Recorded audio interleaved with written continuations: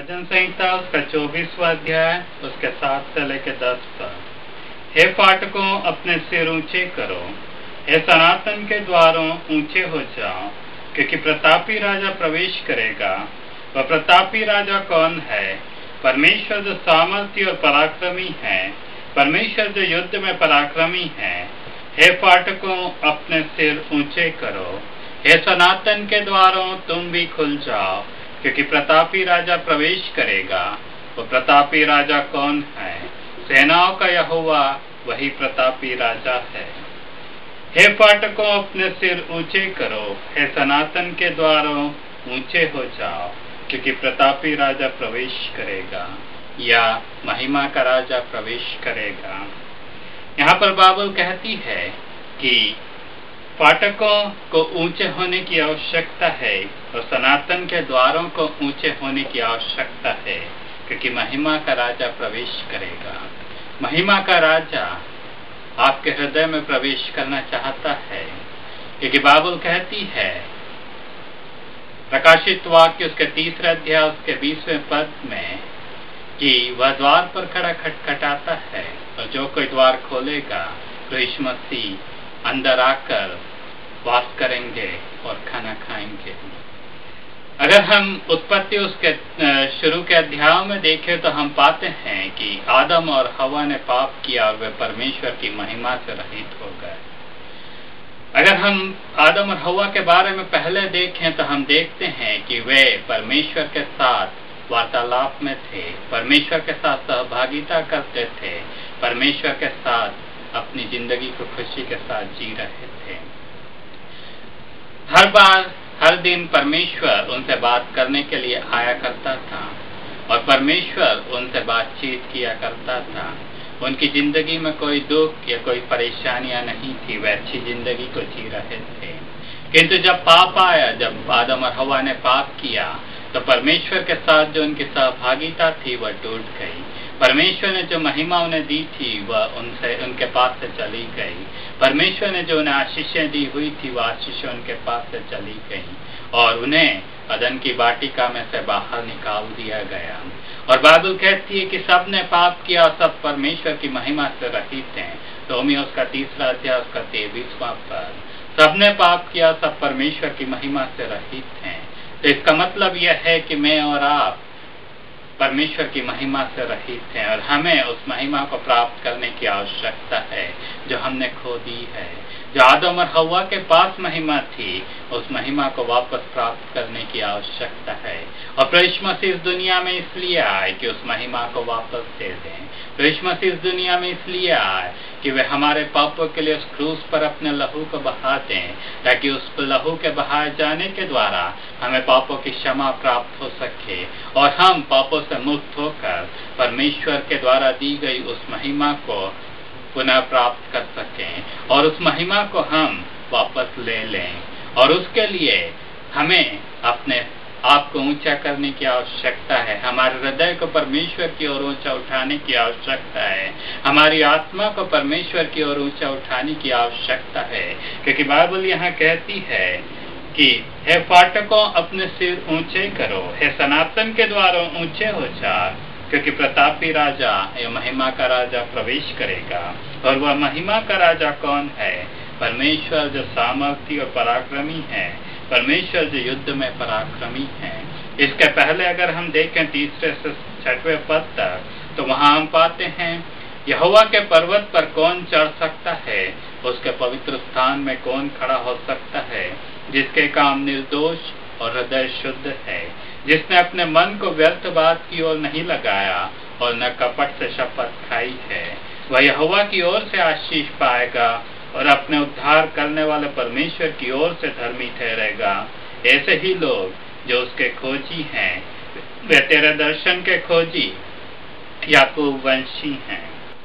यहाँ पर बाइबल कहती है कि परमेश्वर के पर्वत पर कौन चढ़ सकता है और परमेश्वर के पवित्र स्थान में कौन खड़ा हो सकता है, जिसके काम निर्दोष हैं और जिसका हृदय शुद्ध है और जिसने अपने मन में व्यर्थ की बात की और मन नहीं लगाया।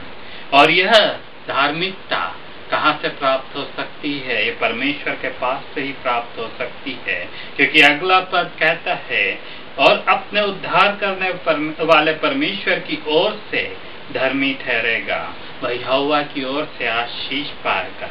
तो ये धार्मिकता, ये पवित्रता परमेश्वर की ओर से प्राप्त होती है। जब हम प्रभु यीशु मसीह के पास आ जाते हैं, जब प्रभु यीशु मसीह को अपने उद्धारकर्ता करके ग्रहण कर लेते हैं, तो प्रभु यीशु मसीह हमें उस धार्मिकता से उड़ा देते हैं, वो धार्मिकता हमें दे देते हैं, और उस धार्मिकता के बल पर हम परमेश्वर के सामने, परमेश्वर के पवित्र स्थान में खड़े हो सकते हैं। क्योंकि बाइबल कहती है कि जितनों ने उसे ग्रहण किया, उसने उन्हें परमेश्वर की संतान होने का अधिकार दिया। यूहन्ना उसका पहला अध्याय उसका 12वां पद। तो हम वहां देखते हैं कि जितनों ने उसे ग्रहण किया, उसने उन्हें परमेश्वर की संतान होने का अधिकार दिया। अगर आप प्रभु यीशु मसीह को ग्रहण करते हैं, अगर आप प्रभु यीशु मसीह से कहते हैं कि प्रभु यीशु मसीह मेरी जिंदगी में आ जाइए, मेरे पापों को माफ कर दीजिए और मुझे पापों से छुड़ाकर आजाद कर दीजिए और मेरे हृदय में आ जाइए और मैं आपके और मेरे जीवन का स्वामी बन जाइए, तो प्रभु यीशु मसीह बड़ी खुशी के साथ ये करेंगे। प्रभु यीशु मसीह बड़ी खुशी के साथ आपकी जिंदगी को बदल देंगे और प्रभु यीशु मसीह आपके जीवन में, आपके हृदय में आकर वास करेंगे और वह महिमा का राजा अपनी सारी महिमा के साथ आपके हृदय में वास करने के लिए आ जाएगा। और जब प्रभु यीशु मसीह आपके हृदय में सारी महिमा के साथ वास करने के लिए आ जाएंगे, तो प्रभु यीशु मसीह अपनी महिमा आपको देने के लिए तैयार होंगे। प्रभु यीशु मसीह आपको जो महिमा आपने खो दी है, उसे फिर से देने के लिए तैयार होंगे। और न केवल यह, प्रभु यीशु मसीह आपकी जिंदगी में महिमा के साथ कार्य करेंगे। अगर हम मूसा उसके जिंदगी में देखें, तो हम देखते हैं कि मूसा ने परमेश्वर से मुलाकात की जब उसने एक झाड़ी को जलते हुए देखा, जो जलती थी मगर खाक नहीं होती थी। और उस झाड़ी के दर्शन के द्वारा मूसा ने परमेश्वर से मुलाकात की। और उसके बाद जब मूसा इस्राएलियों को लेकर मरुभूमि में था, जब वह रेगिस्तान में था, तो वहां पर हम देखते हैं कि मूसा ने परमेश्वर की महिमा को देखा। मूसा के साथ परमेश्वर बात करने के लिए नीचे उतर कर आता था। जब भी मूसा अपने तंबू में जाता था, तो वहां बादल परमेश्वर की महिमा को दर्शाता है, वह आ जाता था और वह उस तंबू के ऊपर पूरा घेर लेता था। और मूसा जब तंबू के अंदर होता था, तो परमेश्वर उतर कर आकर मूसा से आमने सामने बात किया करता था। जैसे कि एक मित्र दूसरे मित्र से बात करता है, वैसे ही मूसा से परमेश्वर बात किया करता था और परमेश्वर की महिमा वहां पर उतर कर आती थी। और वही चीज परमेश्वर आज हमारी जिंदगी में भी चाहता है। वह चाहता है कि वह हमसे वार्तालाप करे। परमेश्वर चाहता है कि वह हमारे साथ सहभागिता करे। परमेश्वर चाहता है कि वह अपनी सारी महिमा के साथ उतर कर आ जाए। और जब परमेश्वर अपनी महिमा के साथ उतर कर आता है, तो उसके सामने बीमारियां टिक नहीं सकती, उसके सामने परेशानियां टिक नहीं सकती, उसके सामने समस्याएं टिक नहीं सकती। जब परमेश्वर अपनी महिमा के साथ आता है, तो उस महिमा में परमेश्वर की सारी सामर्थ वहां पर प्रकट हो सकती है। और वही चीज मूसा की जिंदगी में हुई। जब वह रेगिस्तान में था, तब परमेश्वर उतर कर आता था और परमेश्वर की महिमा वहां पर प्रकट होती थी। और जब परमेश्वर उतर कर आता था, तो परमेश्वर ने कहा हुआ था इस्राएलियों को कि 3 दिन पहले से अपने आप को पवित्र करो। और इस्राएली लोग परमेश्वर की उस महिमा को देखने के लिए पवित्रता के साथ वहां इंतजार कर रहे थे। वे अपने आप को शुद्ध करके वहां पर इंतजार कर रहे थे। वही चीज हम यहाँ पर देखते हैं कि उसके पवित्र स्थान में कौन खड़ा हो सकता है, जिसके काम निर्दोष और हृदय शुद्ध है, जिसने अपने मन को व्यर्थ की बातों की ओर नहीं लगाया और जिसमें कोई कपट नहीं है या न कपट से शपथ खाई है। तो हम यहाँ पर देखते हैं कि पवित्रता आवश्यक है परमेश्वर की महिमा को देखने के लिए। आज परमेश्वर की महिमा आपकी जिंदगी में, आपके घर में उतर कर आने के लिए पवित्रता की आवश्यकता है और उस पवित्रता को आप यीशु मसीह के पास से प्राप्त कर सकते हैं। क्या आप उस पवित्रता को आज प्राप्त करना चाहते हैं? क्या आप अपनी जिंदगी में एक बदलाव को चाहते हैं? क्या आप चाहते हैं कि आप पाप से छुटकारे को पाकर एक पवित्र जिंदगी को जी सकें? तो आज प्रभु मसीह से आप मांगिए कि वह आपके पापों को क्षमा कर दे और आपके हृदय में वास करने के लिए आ जाए। आप में इस प्रार्थना को मेरे पीछे कर सकते हैं। प्रेमी प्रभु यीशु मसीह, मैं जानता हूँ कि मैं पापी हूँ और मैं जानता हूँ कि आपने मेरे लिए उस क्रूस पर अपने लहू को बहाया है। कृपया मेरे पापों को आप क्षमा कर दीजिए। कृपया मेरे हृदय में आ जाइए और आप मेरे स्वामी बन जाइए, मेरी जिंदगी के स्वामी आप बन जाइए। अगर आपने इस प्रार्थना को अपने हृदय से किया है तो प्रभु मसीह ने आपके पापों को क्षमा किया है। प्रभु मसीह आपके हृदय में वास करने के लिए आ गए हैं।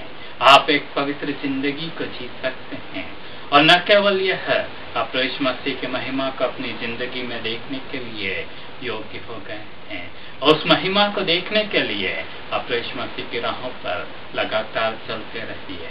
मैं अब आपके लिए प्रार्थना करूंगा ताकि परमेश्वर की महिमा जहाँ कहीं भी आप हैं वहां पर उतर कर आ जाए और परमेश्वर आपको बहुत से आशीष दे। प्रेमी प्रभु यीशु मसीह, आपने कहा है कि महाप्रतापी परमेश्वर या महाप्रतापी राजा, महिमा का राजा प्रवेश करेगा। प्रभु जी, आज ये लोग अपने हृदय को आपकी ओर ऊंचा करते हैं, ये लोग अपने आत्मा को आपकी ओर ऊंचा करते हैं। प्रभु जी कृपया इनके हृदय में आप वास करिए, इनकी जिंदगी में आप आइए और न केवल यह, प्रभु जी आपकी महिमा इनकी जिंदगी में प्रकट होने वाली हो सके। जहाँ कहीं भी ये है प्रभु जी, आपकी महिमा वहाँ पर उतर कर आने पाए और प्रभु जी इनकी जिंदगी में आप वे खुशी और आनंद को देखने पाए। प्रभु जी चाहे कोई भी समस्याएं हो वो समस्याएं जाती रहें, कोई भी बीमारी हो वो बीमारियां जाती रहे, कोई भी परेशानियां हो वो परेशानियां जाती रहे। प्रभु जी आप उनकी जिंदगी में बदलाव को दीजिए ताकि वे उस खुशी और आनंद के साथ जी सकें। प्रभु जी हर एक को अपने अनुग्रह से भरिए, हर एक को अपनी आशीषों से भरिए। प्रभु जी हर एक की बीमारियों को आप दूर करिए। प्रभु जी हर एक की जिंदगी में आप खुशी और आनंद को जोड़िए। ये सब कुछ हम प्रभु मसीह के नाम से मांगते हैं। आमीन।